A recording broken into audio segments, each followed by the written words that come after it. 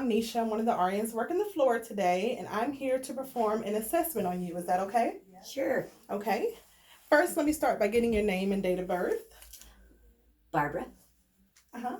November 16th, 1963. And Miss Barbara, what's your last name? Miller. Okay, I'm going to do some hand hygiene. So what brings you in today? Oh, I just felt I needed to come in for a checkup. Okay, all right. And are you having any chest pain, shortness of breath? No. Okay. Having any history of anything related to your heart? Any issues? Not that I'm aware of. Okay. Are you on any medicines? No. Okay. So the first thing I'm going to do is now I'm just looking at you. I'm looking at your skin color, just making sure everything is within normal limits. I'm looking at your neck, and two things that I look for in your neck is jugular veins. I want to see if they're distended or not. I'm also checking your carotid arteries, looking to make sure that you don't have any open lesions, any scars, or any type of marks. One thing I'm also checking for is capillary refills, if I can see one of your hands. Okay. And capillary refill is less than 3 seconds, if I can check the other hand. Okay. And you told me your name already, so can you tell me place and time? Alexandria, Louisiana. Okay. And it's, I don't know, about 1 o'clock. Okay. Yep, that's correct. All right. So looking at your carotid arteries. All right. First thing I'm going to do is palpate just to make sure they are pulsating. Okay. I'm going to do the other side as well. Next thing I'm going to do, Miss Barbara, is I'm going to listen to see if I can hear a bruit.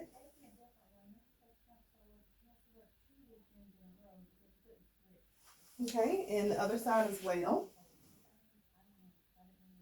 Okay, and the next step, normally what we'll do is ask the patients to sit up in the bed at a 30 to 45 degree angle. So if you can just kind of tilt your head a little bit back this way, I'm checking the jugular vein. I don't notice that it is distended, but if it was, that could be a sign indicative of congestive heart failure. And normally if it's distended, we can also measure it. I would also use my pen light to look over the vein to see if it's distended as well. I don't see any distension on this side, so I'm going to check the other side. You can lean, there you go. Okay, and you deny any shortness of breath, correct? Just because I'm fat. Me too. Same issue. Okay, so the next thing that we're going to do is I am also going to check and see your apical pulse. I'm going to feel to make sure that I can, I'm going to palpate to see if I can feel a thrill. Normally we go to the midclavicular line all the way down. If your patients have a lot of breast tissue, then you may ask them to help you. So I'm going to lift under.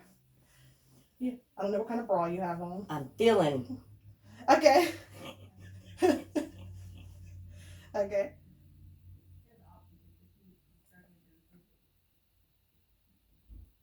Okay. All righty. Thank you, ma'am. Okay. And the next thing that we're going to do is normally I listen for a cardiac sound. So when we check for cardiac sounds, we want to make sure that to see if you have any type of murmur. Do you have a history of having any murmur? Has anybody ever told you before? No. Okay. But then again, I don't go to a doctor's. Oh, well, that isn't good. You should start going to your appointments on a regular basis, but I guess that's why you're here, right? Yes. Okay. So what we'll do is normally there are 5 anatomical sites that we look at when listening to the heart. So what I'll do is I'm going to start over to the right side in the second intercostal space, and that's going to be I'm listening for an aortic murmur is what we call it. So with the diaphragm on my scope, I'm going to go to the second intercostal space and I'm going to listen.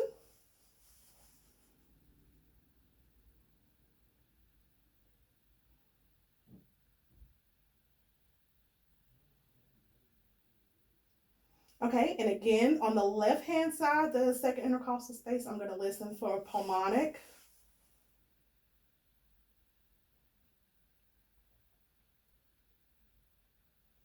And a strong heartbeat. Got a good heart.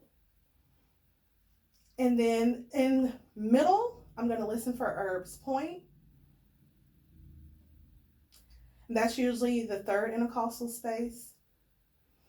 And down the fourth intercostal space, usually we can hear, which would be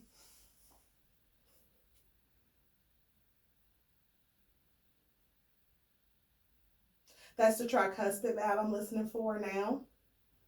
And then mid-clavicular line, fifth intercostal space, it'll be the mitral valve. And you can also listen to that with the apical pulse.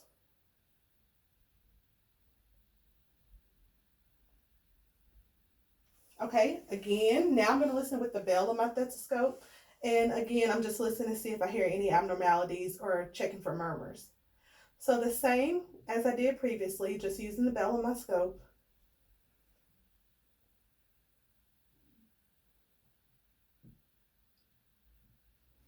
Okay, Herb's point.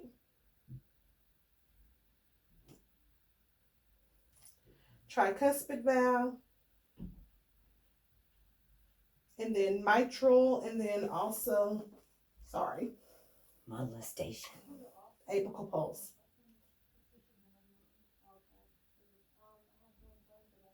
Okay, well, everything sounds pretty normal to me. Is there any questions that you may have? No. Okay, well, this is going to conclude my cardiac assessment. So I'm going to notify the doctor and document everything that we discussed today. And this will be the time I close out my assessment. I perform hand hygiene and I go and document. That's it. Thank you.